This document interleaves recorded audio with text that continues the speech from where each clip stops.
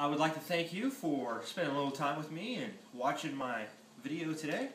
We are going to make Not Your Mama's mac and cheese. This is gluten-free, dairy-free.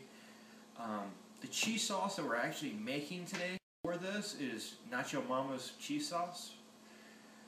The ingredients that we're going to use today for the mac and cheese is Redmond Mineral sea salt, 2 lemons, and I also use the zest of them as well, cashews that have been soaked for about 30 minutes, which is 1.5 cups, 8 ounces of roasted red peppers that we did in the house, and if you don't want to roast them off, you can buy canned.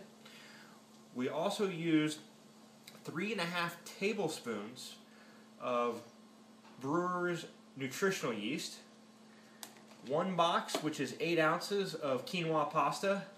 We're going to throw in some fresh parsley on top, and the sprouted corn tortillas that will give it the crunch on top of the baked mac and cheese. Okay.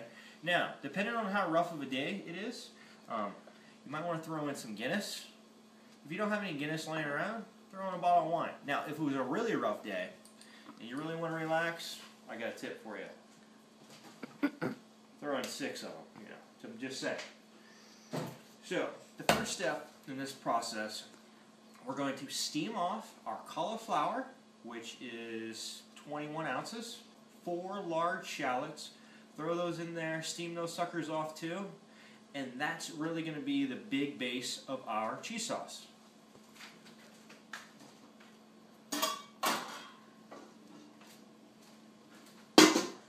So here's our cauliflower that we have steamed off here,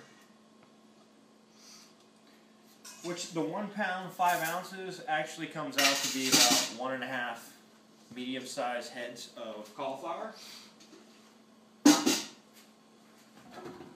Put this in the Vitaprep.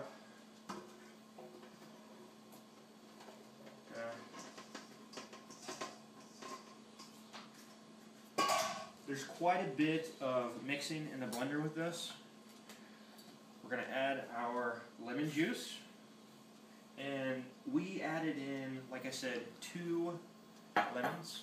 I'm going to start out with 1 teaspoon of good sea salt. We're also going to throw in our roasted red peppers that we roasted inside the house. We're going to drain off our cashews. So we got our cashews. We're going to add. Alrighty. So let's go 1.5 teaspoons.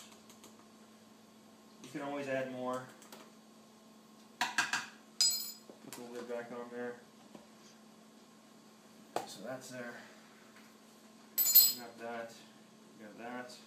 Now we're going to blend this guy up. Now, this is hot, so you might want to wear some safety goggles for this one.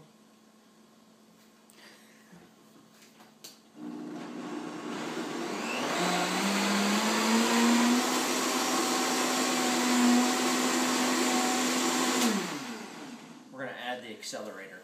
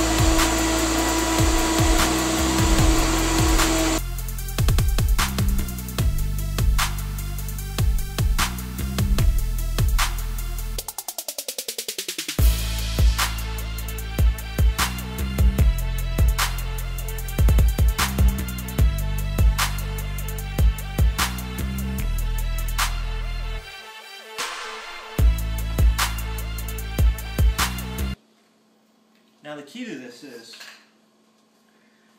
this is your cheese sauce. This is actually twice the amount of cheese sauce that you need, but you're going to thank me later after you taste this. So let's give this a taste.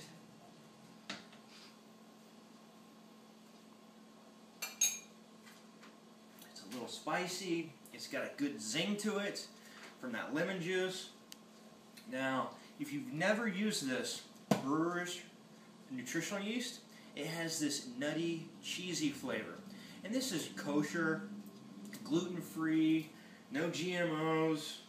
I mean, put that on popcorn. That's what a lot of people do these days. Next step is to take a drink of your beer.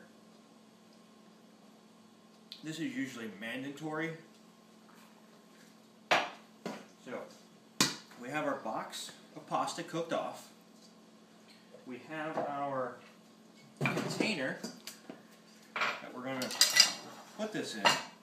I'm going to use a little bit of coconut oil, just a little bit. Rub this all over the sides. Make sure you get the sides in there as well too. Makes cleanup easier. There's that. Now we're going to pour in I got the pasta right here. We're going to pour in the cheese sauce. Oh man. Can you get a shot of that? I mean, that looks like what I grew up on.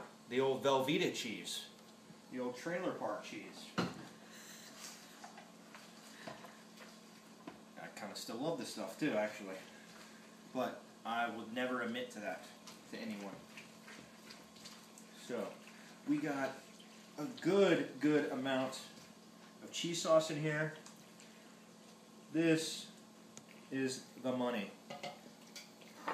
Now this is actually a smaller container. Usually there's twice the size container. Oh, that cheese sauce. I'm getting every drop out of this container right here. That is just going right there. That is the money. The pasta is cooked for 6 minutes, which is about 3/4 of the way of the cooking process. Now we're going to take our sprouted corn tortilla. We're just going to give that a little chop. I got this little mini food processor. This guy is one of my favorite tools to use.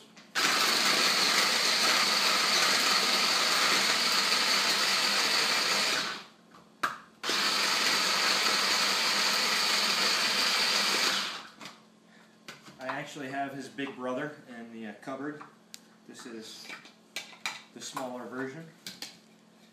This truly is what makes it right here.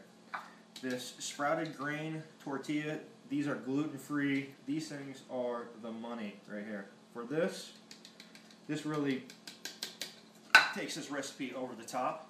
And we're also going to add in some fresh parsley. And you know what? I don't have this parsley in this container just for aesthetics. This is how I keep my parsley in my refrigerator. It lasts a lot longer. We're going to give this, you know, it doesn't have to be perfect. We're going to give it a little color, a little parsley. Now we're going to bake this off for 20 minutes in a 350-degree oven. When it comes out, it's going to be golden brown. It's going to be crunchy. You got to try this. Alrighty. I can't wait. Alrighty, that looks marvelous. We'll set this. You can see the difference in the container size. Now let's see if we can actually hear the crunch. Yes, you can. Now, I'm going to enjoy this. Now get out of my house and go make your own. I'm Tri Vegas. Eat your veggies and have fun doing it.